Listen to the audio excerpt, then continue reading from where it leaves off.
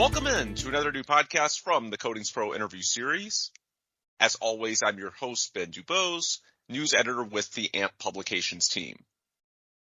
In today's show, we're jumping back into our member profile series with perhaps our most experienced member yet. This Q&A session is with Malcolm McNeil, whose coatings career has lasted well over 50 years now, and it still remains active today. His experience includes sales and sales management, training, consulting, specification writing, coatings failure analysis, expert witness, coatings inspection, and more. Today, he's the owner and president of McNeil Coatings Consultants in Greenwood, Indiana, and he's also technical editor of CoatingsPro Magazine and a lead instructor for AMP's Coatings Inspector program, known best as CIP. As part of the conversation, we're going to be looking back at highlights from Malcolm's career, along with some lessons learned and keys to the future. Without any further delay, let's play back that conversation. Malcolm, welcome to the podcast. Thank you for taking the time to chat with us. How are you? I'm doing fine, thank you. I could go on myself for a while talking about your career. You've been in the industry for 50 or so years. You're owner and president of McNeil Coatings Consultants. You're technical editor at CoatingsPro Magazine, which you've done for more than a decade now. You've been an instructor with NACE for some time, now AMP. If you could, for our listeners that aren't aware of Malcolm McNeil's distinguished career, just walk us through some of your career highlights over the years. Well, I spent some time in the Navy, U.S. Navy. When the Korean War was going on, I joined the Navy, spent 3 years, most of it on an aircraft carrier.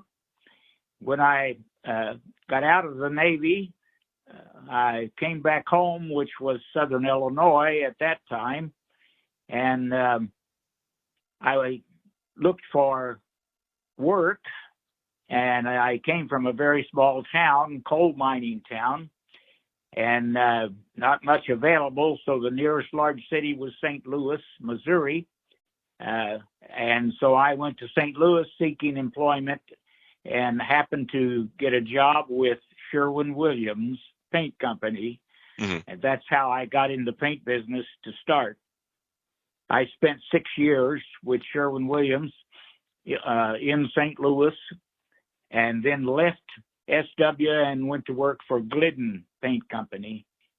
I stayed with them for the next 33 years in various locations as a store manager and a sales rep for Glidden. When I retired in 1992, I had a good friend who happened to be associated with NACE at that time, and he recommended that I go to the NACE CIP program and become a coating inspector. And I took his advice and did that, and got my certification as a level 3 coating inspector, and started my own business then, doing inspection and consulting, failure analysis, writing specs, and so forth. And I've been in that business, still have my business going right up to the present time. What's the biggest difference between your time on the manufacturing side of the business and now being what you've done for the past 30 years, being in the inspections and consulting space? I guess a better way to phrase it, what are some of the things you learned while on the manufacturing side that perhaps made you more qualified and able to step into a consulting and inspecting role? Well, one of the advantages when I first started with the Glidden company was that they had a factory located in St. Louis, in the city. So I was able to visit the factory. I got acquainted with the plant manager and several of the chemists and formulators, and got more into the chemistry of the coatings than just the sales side of it. And that was very helpful for me, particularly in doing failure analysis on coatings. What are the ways that some of the coatings themselves have evolved over that time? And you think back to, the first part of your career when you were on the manufacturing side, and of course you contrast that to where we are now with some of the regulatory and environmental trends, the newer and more efficient technologies. What are some of the ways that the industry has changed just in terms of, the technologies and that end of it over your time in it? Well, the technology early on when I first got started in the coatings business was lead. The paints were basically lead paints at that time, particularly the exterior paints, house paint and paint for wooden structures. And the coatings were oil-based, very little waterborne coatings back then, although there were some, but the majority of them were oil, alkyds, and lead-based paints. There were some major companies that made lead-based coatings, National Lead Company and others that when the regulations on lead came out, that's when the chemistry started to change considerably because the manufacturers were no longer able to make lead paints. And that's when the waterborne coatings started to evolve to the degree that we find them today. Now, the solvents were not regulated as much back then, the VOCs, so they still used a lot of solvent-based coatings that were oil-type coatings. But they also made waterborne coatings, and some of the major products for selling for the consumer market were the latex wall paints. One of the things that has defined the latter part of your career, you joined on with CoatingsPro in 2011 as technical editor, right? I don't remember the exact date, but that sounds about right.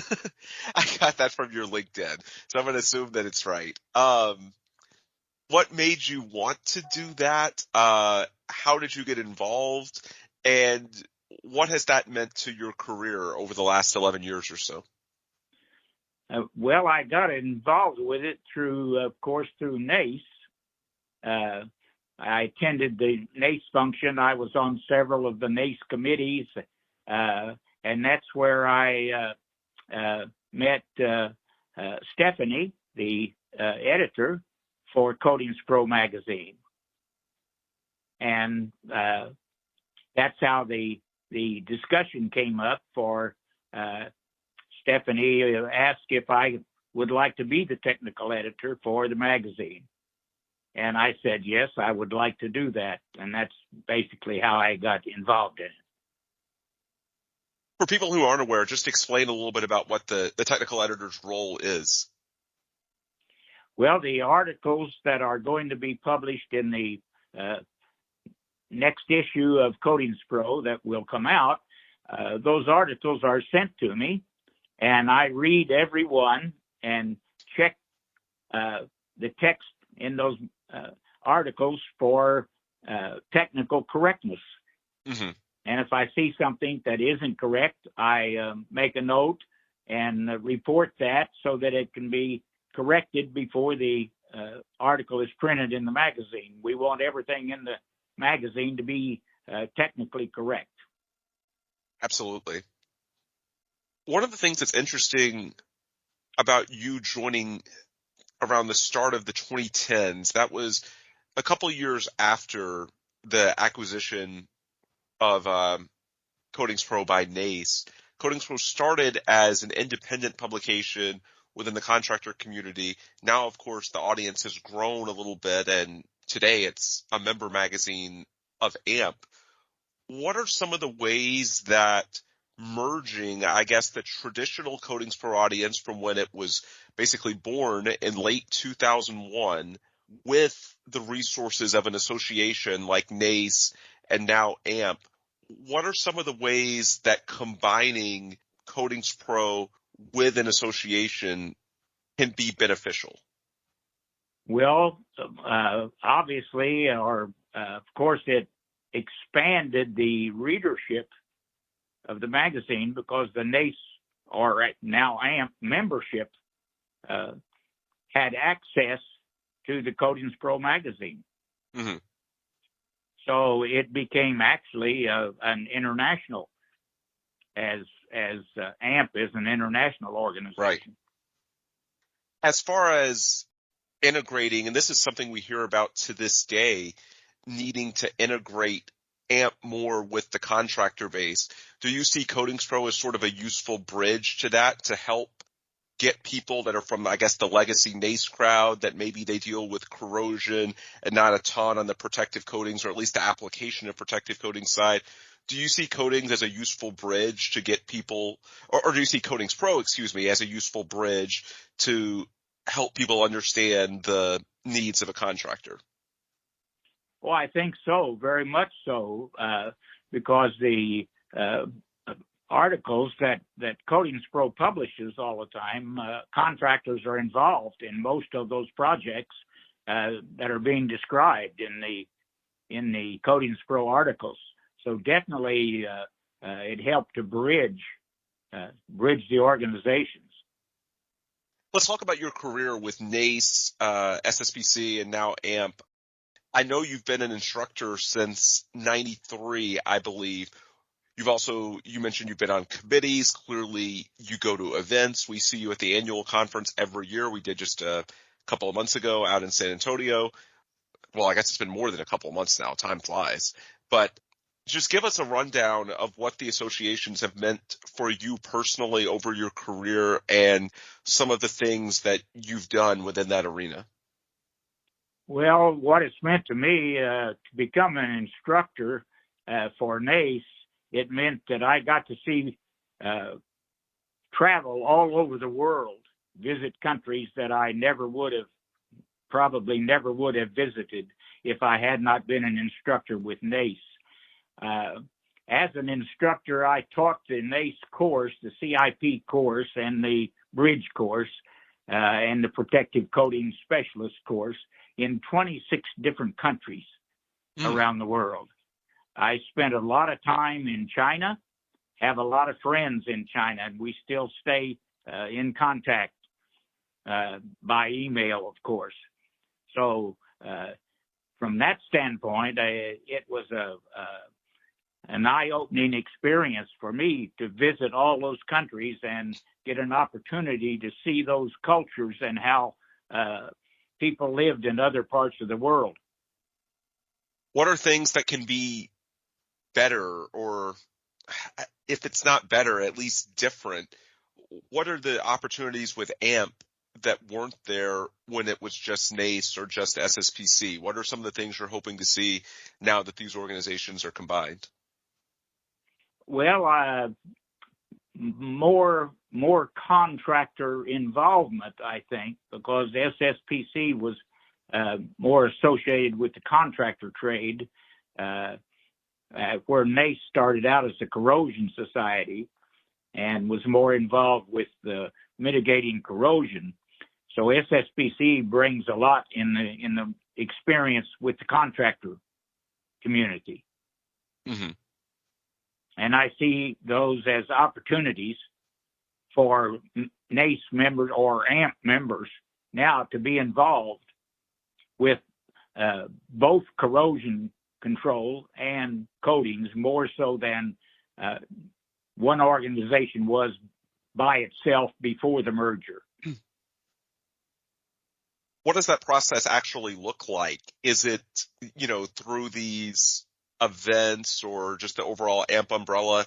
Is it different aspects of the industry talking to other niches? For example, your material manufacturers, your vendors, your suppliers, talking to the contractors.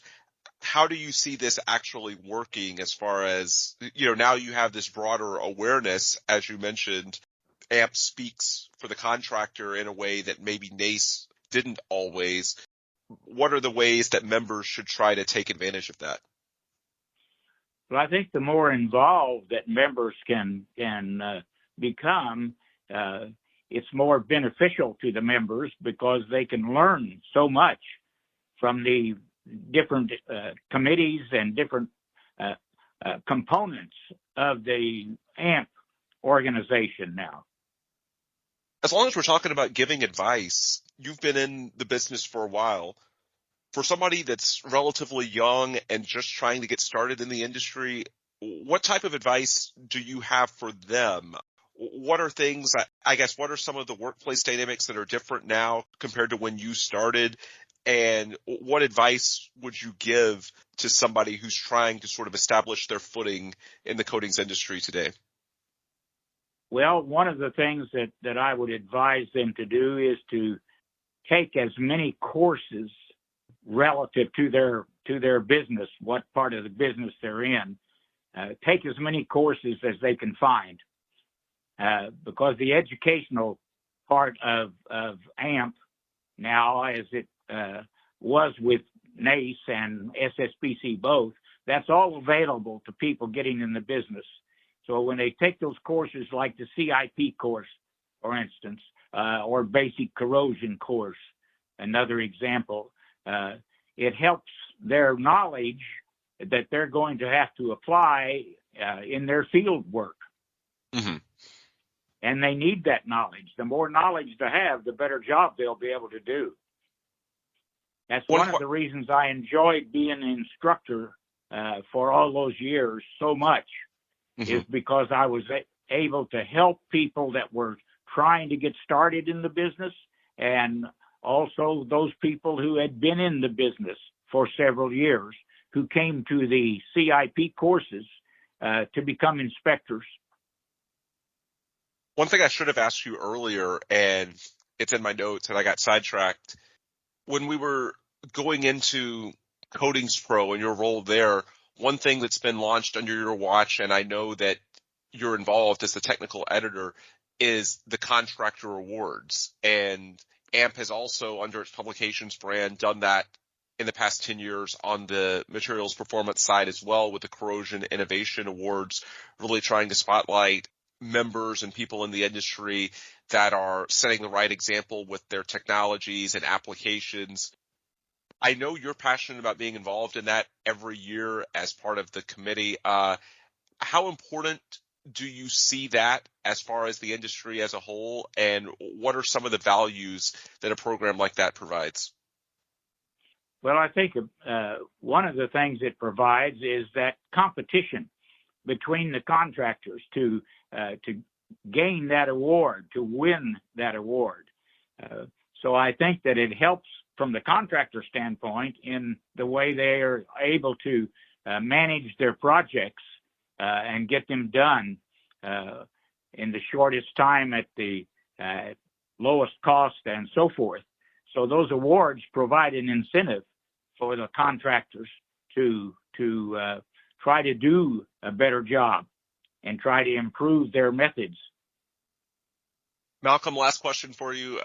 You've been in the business for quite a while on multiple sides, manufacturing, inspections, consulting. We've talked plenty about your role at CoatingsPro. Are there any small handful of projects that are particularly memorable from your time that you've either seen, been involved in? Is there anything that stands out to you when you look back at these decades that, man, this was cool to be a part of or to be on site for? Well, probably the failure analysis side of my business has provided more in the way of interesting experiences for me. Some of the structures that I've looked at to determine what caused a coating failure, those particular projects, some large bridges that I've worked on, some structures that are unique, such as the pyramids in Indianapolis. There are 3 buildings that are configured like pyramids, made basically of concrete and glass. I've been involved with them over the years. In fact, involved with them right now. They're getting ready to do some repaint on those buildings. So just the experience of seen those type structures around the world. I've done some failure analysis all over the country and some outside of the country. Yeah, I'm sure you've seen some incredible ones over your time. And for our listeners that may want more, I believe your website is McNeilCoatingsConsulting.com, correct? Right. Gotcha. All right, folks, that is Malcolm McNeil, technical editor of CoatingsPro Magazine, owner and president of McNeil Coatings Consultants, very distinguished coatings professional for quite some time now. Malcolm, thank you so much for the time. Thank you, Ben. Enjoyed it. All right, that will do it for this episode of the CoatingsPro interview series. CoatingsPro is a bi-monthly publication by the contractor and for the contractor, and you can learn more at CoatingsProMag.com. With that, we'll break things right here. For Malcolm McNeil, I'm Ben Dubose. Thanks as always for listening, and please come back soon for another new episode from the CoatingsPro interview series.